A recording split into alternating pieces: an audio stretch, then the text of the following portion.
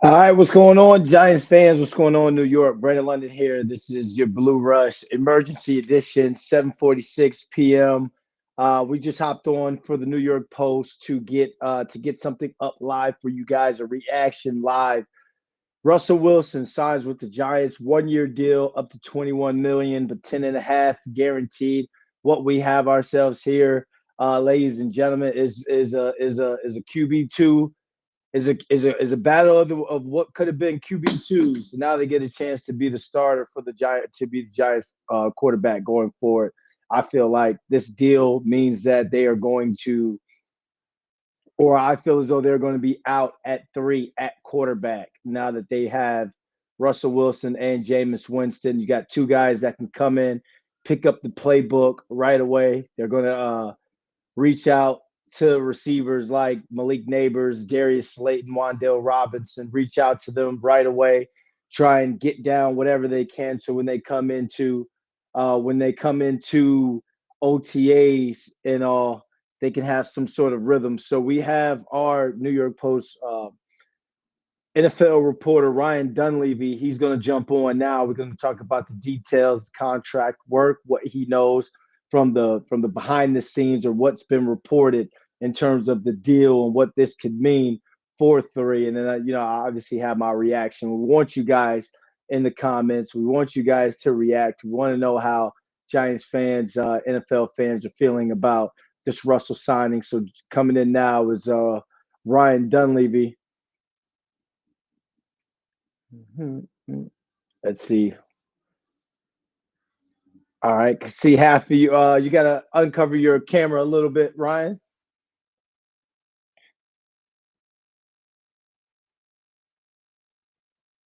All right, there we go, right there. Ryan Dunleavy. Breaking news. I'm sitting here. I got my son watching Gracie's Corner right now. He just finished eating.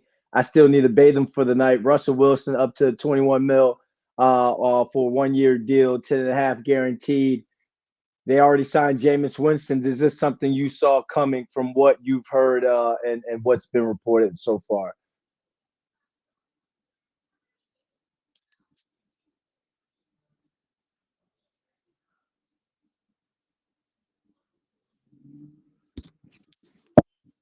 I can't hear you, Ryan. We can't hear you yet.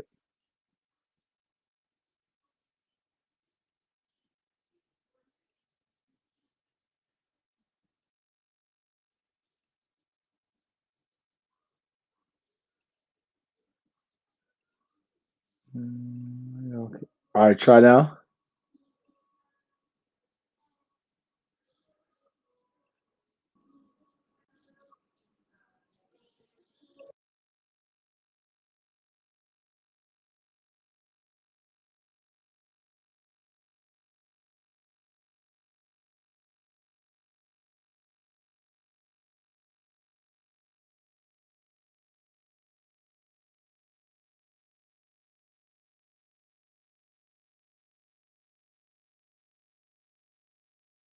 We're gonna wait to get Ryan on.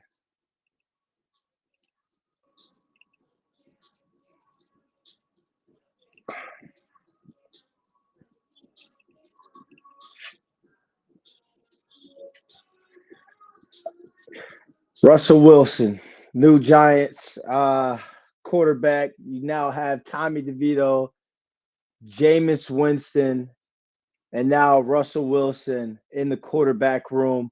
Again, I kind of feel like the Giants are now out at number three, and I don't think it's something that they're looking at. Okay, Cam Ward, no, we're not going to draft him. Oh, we're looking at Shador Sanders. No, we're going to draft him. He still has his pro day coming up February 4th. I think they're looking at it in a sense where they're not going to get one of those quarterbacks. I think from being at Cam Ward's pro day and being able to talk with Titans GM, head coach, director of football operations, the entire Titans brass, I feel like Joe Shane got the sense that, okay, I'm going to have to give up, or there's no point of me even trying to give up something to get the number one pick. And I think we get the same thing with the Browns at two. Both these organizations need quarterback. And I know a lot of fans are going to be upset about that because they are going to look at that Indianapolis Colts game and be like, "Oh, it's a meaningful game. It was a meaningless game. It was a meaningless win. It meant nothing. It knocked us out of being able to get Cam Ward, Shador Sanders 1-2. If the chips fall like that, if they go 1-2, but I think that's the reason why they went ahead and locked up a Russell Wilson because to have competed out with Jameis Winston. They're both deals that you can kind of get out of and dump if one doesn't work out within training camp. But I think now with that third pick, you're going to grab some sort of generational player. You're going to grab a generational player in Abdul Carter or Travis Hunter, out of whichever one they feel as though can step in and be as effective as possible right away and leave an impact right away. You have to figure out what you're going to do with Kayvon Thibodeau's fifth-year option by May 1st. So if you go Abdul Carter, again, in this league and in the NFC East, you can never have enough pass rushers. You can hold on to Kayvon Thibodeau and draft an Abdul Carter, and you have Brian Burns on that outside because Brian Burns' contract is going to kind of come to an end within the next couple of years. You'll have a young edge freak pass rusher on a rookie deal and then Abdul Carter if quarterbacks go 1-2 off the board. And then you can have Kayvon Thibodeau on that fifth-year option. You can figure out what to do with him on the next year. So you could shore up your pass rush situation by being able to bring in two bridge gap quarterbacks or two bridge quarterbacks. You could get two for pretty much the price of one and a Jameis Winston and a Russell Wilson. My thing is you're gambling it. I guess you're gambling on two guys, two vets, two Wally vets. You're not gambling on the unknown, and you can't get mad at them for that with, them kind of getting this regime getting the stay of execution. Again, I think that Brian Dable and Joe Shane both would have loved to be able to draft a Shador Sanders or a Cam Ward, but I think that after the talks they've had, they're not going to be able. I think they're not going to play ball in terms of the Browns and the Tennessee Titans. And it happened last year. Same thing when it came to trying to get Jaden Daniels and Drake May with the Patriots. The Patriots were at what 3 last season, and we all knew Caleb Williams was going to the Bears. So let's say that Shador and Cam Ward, no particular order, go 1-2. And that's 5 quarterbacks right there. That's 5 quarterbacks, or top 5 picks. 3 last year, 2 the top 5 of the top of the draft picks were all quarterbacks. But then again, it just it is what it is. At least what you got, the Jameis Winston and a Russell Wilson, you have 2 guys that at least aren't afraid to throw the ball down the field. And that's what the Brian Dable offense needs. Doesn't I guess you're looking at it, and if fans, you could be happy about this pick because both of these quarterbacks are going to throw the football down the field. Are we expecting a Sam Darnold, Geno Smith, Baker Mayfield type of revive to either one of these guys' career? I say expecting it, no, because of where they are in age. But hey, the situation can only help all parties involved. If you're Russell Wilson and you come here and you ball out, you get the moon ball going. Doing that in the New York market, that can help you. Jameis Winston, same thing. We got Ryan Dunleavy back. What's going on, Ryan? How we doing this time? I don't know. Can you hear me? No, there we go. Hey, technology! Messing up on you. All right, that's all. That's cool. As long as we're still like people to people or Zoom to Zoom on the Blue Rush until this thing turns to AI and we're both replaced. But let's go to Russell Wilson, 1 year up Let's to 21 talk. Yeah. $4.5 million. The people are coming in now that they know Ryan Dunleavy is here. What did you hear? Does this line up with the reports? Give us the goods. All right, you got me, right, Brandon? Yep, I can hear you All right, loud and clear. here's what I was saying before. There were rumblings about this in the NFL yesterday that the Giants were going to. I tweeted this yesterday that there was talk among other teams that the Giants were going to Giants were going to bring in another veteran and possibly move off picking a quarterback at 3rd overall and pick more of a developmental rookie quarterback, somebody in 2nd, 3rd round kind of quarterback. So that's what other teams thought. My guess is that this was presented. Well, no, I know that it was presented to Jameis Winston when he signed, as this is a backup quarterback kind of scenario. So he's going to be on the same page.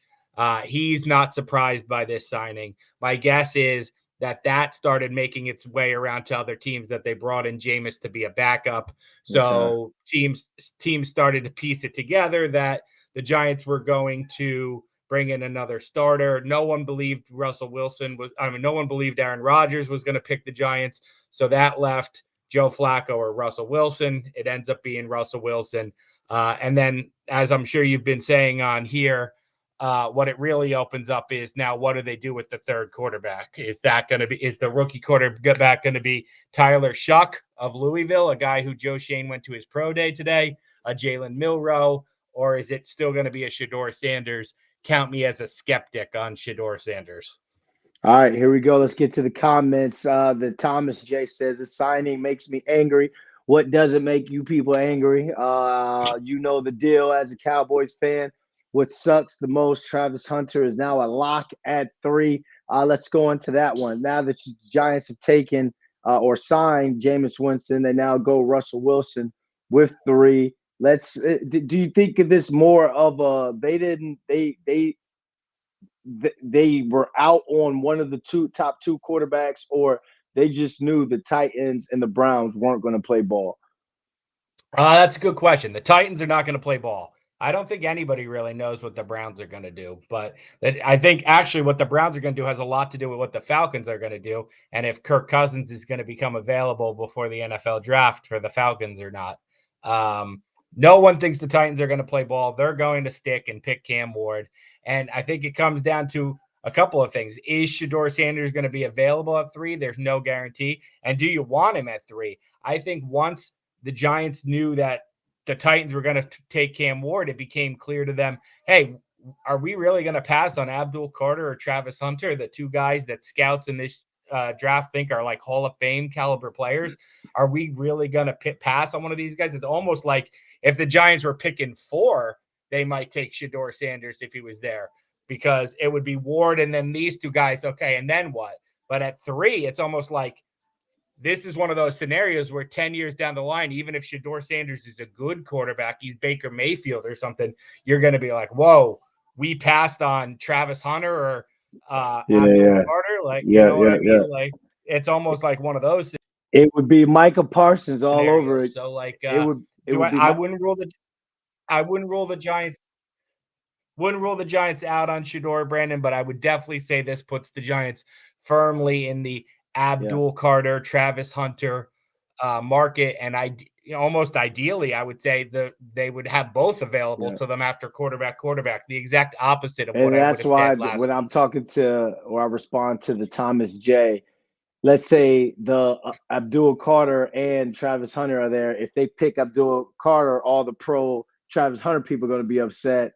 If they pick Travis Hunter, all the pro Abdul Carter people going to be upset. So it's going to be a darn if you do, darn if you don't situation at that point.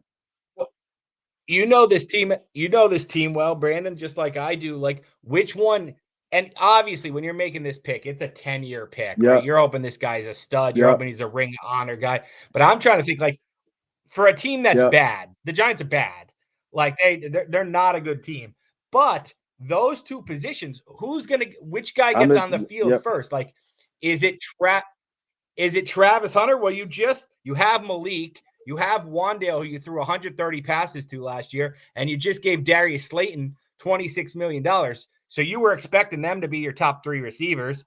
You just signed Paulson Adebo. You have Deonte Banks, who you invested a first-round pick in, and you believe in Drew Phillips. Those are your top 3 corners. So where's Travis Hunter in those mixes? And then Abdul Carter, you just gave Brian Burns $141 million, and Kayvon Thibodeau's a former first-round pick. So those are positions where the players haven't developed, but the Giants are already quite invested at both Abdul Carter and Yeah, Travis but at the Hunter's same positions. time, I go with the Abdul Carter because if I can't get a quarterback, Oh, I go with the same. guy who can affect the quarterback the most. Travis Hunter is great, but I still would need pieces to get him the football or get him around or help him be around the football when it talks about on defense. You don't want to just leave him on an island the entire game if he's playing or getting reps at receiver as well. But I don't know. The kid can defy the odds. We haven't seen it yet.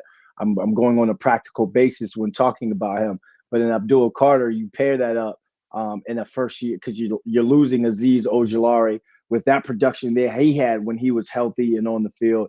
Kayvon has had his moments and has had spurts. But remember, we were there at the Super Bowl. You interviewed Michael Parsons. Everyone was upset that they passed on a Michael Parsons. So if you think Abdul Carter is that next guy coming out of Penn State or that next edge rusher coming off that edge on this defense that just gave it up like last year, like it was nothing, whether it be on the run or the pass game. Remember, John Mara said, it got me sick watching offenses just go up and down the field. So if you can get a pass rusher, another DN guy who can get after a quarterback or affect a quarterback, I think you go there at 3.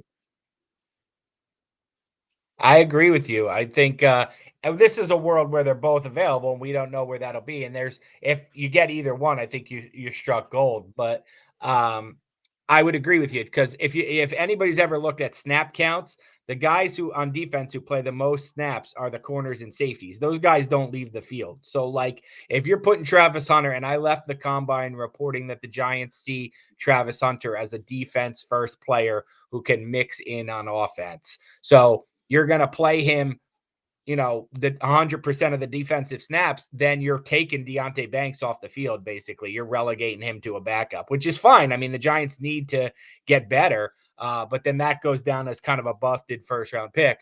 Whereas edge rushers are best in like a play 70% of the snaps scenario, and then all of a sudden now you can have back to Giants history, like OC Tuck, Strahan, OC Tuck, JPP, Matthias Kiwanuka. You can all of a sudden have a rotation where you have Burns and Carter playing a lot of snaps and Kayvon Thibodeau filling in the gaps. All of a sudden, I would say the Giants, who have no identity, do not have a top position group, top 5 position group in the league. All of a sudden, you tell me Kayvon's your number 3 pass rusher, and I tell you the Giants could have a top 10, maybe better Yeah, edge rush especially pass since unit. that second round pick, that second. Somebody just put in there trade Thibodeau. No, don't trade Thibodeau. Yeah, Have yeah. depth. The Giants have no depth anywhere. And I Have mean, you don't do depth. that unless you're desperate, unless you're really getting something out of not only Abdul Carter, but Kayvon is giving you something to where it's like, all right, he is tradable. Plus, you would have to do that at the trade deadline when you know that you're not going to the playoffs. It looks like you've had another bad year because that's a player in the last year of his contract. But yeah, if you could keep Yeah. that depth, absolutely, and you look like you have a chance to go to the playoffs, and you have, by golly, if they have 3 healthy pass rushers that go along with the Dexter Lawrence, that just helps this defense tremendously. And again, I know we're all trying to burn Hard Knocks from last season, but it was what he said in the at the end of the year press conference. But again, John Mara said he did not like to see people offenses go up and down the field, and you saw that sometimes last season. And you saw a team that struggled when it came to tackling and all. So yeah, you want the quarterback play to be better, and you feel as though you have the receivers, like you said, that you can target and make plays with suitable quarterback play. But at the end of the day, you might have to strengthen that defense, and by doing that is bringing in edge pass rusher. Let's talk about Yeah, yeah, Russell, yeah. though. I mean, that's the news, right? Like you already saw Darius. You see No, I haven't seen it Slayton's yet. tweet, Brandon. I mean, I don't know that there's a happier guy on Yeah, the Giants right now. He already tweeted. He already tweeted. He already tweeted, anyone know what stadium Russell Wilson won his Super Bowl in? Giants country, let's ride. That's a Broncos country, let's ride Yeah. reference to Russell Wilson. And when he was there, Darius Slayton's whole game, Brandon, is vertical speed, and Russell Wilson's whole game is throwing it deep. So I think they're a match made in heaven. And I mean, Giants fans who have watched and begged and pleaded and thrown stuff at their TVs for Daniel Jones to throw the ball deep, and he just wouldn't do it. Yeah, Russell yeah. Wilson's going to throw Russell the ball and deep. Jameis, and that's the thing. You're going to be able to see.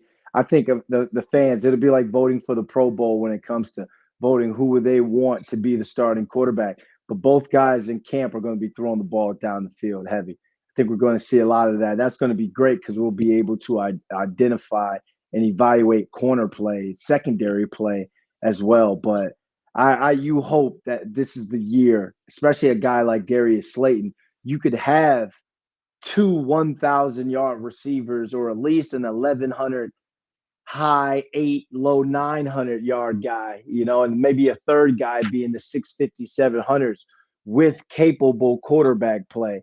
Think of how rich this tight end draft is, or the rich this draft is for tight ends. You can add to that position with a young guy through the draft to go with the Theo Johnson, Daniel Bellinger in the last year of his contract, and then Manhurts and those guys. I mean, you're just going to have to battle that out for playing time and roster spot. But running back position, how deep it is for running back. So they got the quarterback position. I guess you could say it's not leaking anymore. It's not gushing. It's It's scotch scotch tape tape, and glue. glue, and you've had but not just any old plumber came in. A veteran plumber came in and was like, "Hey, I can cut you some costs a little bit here and there, but make sure within the next year you're going to have to come in and really get this done. Really get this leak fixed. Otherwise, it's going to mess up your water tank." I'm saying that now because I own property and I just had to buy a brand new water tank, and it's just like, oh man, it's just the worst thing in the world. Right, I gotta. My kid's starting to get a little rambunctious right now, so I gotta go jump off and grab him. But thanks for hopping on with us, guys. This was a mini Blue Rush episode. Russell Wilson. Now we have New York Giant, Russell Wilson, Jameis Winston, Tommy DeVito, the three quarterbacks. What are the Giants going to do at 3? Now that's the up to in play. Make sure you guys keep watching Blue Rush. We got the draft coming up in less than a month. Take care.